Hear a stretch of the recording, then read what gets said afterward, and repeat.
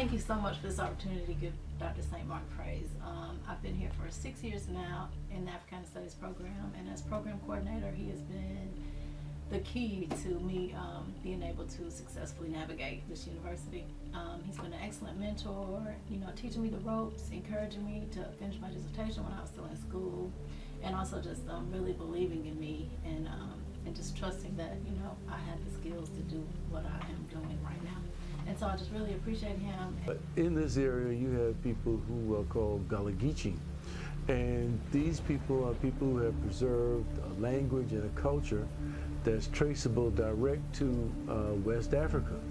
A man by the name of Lorenzo Dow Turner, an African-American linguist, was able to trace elements of Gullah-Geechee speech or language all the way back to various West African languages, including Yoruba, Igbo, Creole, Gola, and Geechee. As a matter of fact, the name Gullah-Geechee comes from the term, the names of two African ethnic groups that came from the area of Sierra Leone and Liberia, called the Gola and the Geechee. Geechee is spelled K-I-S-S-I, but it's pronounced Geechee. So from that you get Gullah-Geechee. Over the years, people just began to refashion those terms into Gullah-Geechee.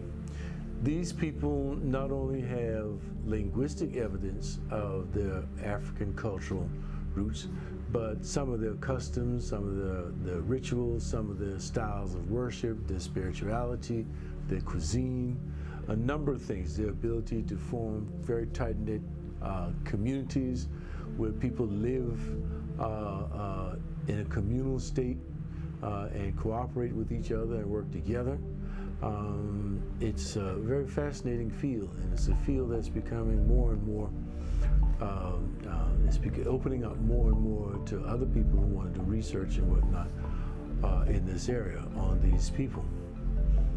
I teach a class here at Savannah State called the Survey of Gullah-Geechee History and Culture. That class is usually offered in the spring semester. In that class, I deal with the history, going all the way back to Africa and coming through the transatlantic slave trade and how these people actually came to be in this area. This region of the coast from Charleston, well actually from Wilmington, North Carolina, all the way down to Jacksonville, Florida, is called the Gullah-Geechee Heritage Cultural Corridor. And in this corridor, rice was planted, and rice was the first major cash crop in this region. And people who planted rice, white plantation owners who planted rice, wanted Africans from what was called the rice coast of West Africa. The rice coast is comprised of Sierra Leone, Guinea, Liberia, all the way down to Ghana. It's called the rice coast. And as a result of that, many slave traders or people who provided enslaved African captives would target this region to bring Africans over here who already knew how to cultivate rice. And as a result, these people became very valuable. They were the ones that made rice profitable in the Low Country area. And as a result of the isolation on islands, they were able to maintain a lot of their culture. And as a result of that, we get this very, very rich Gullah-Geechee culture that we have today.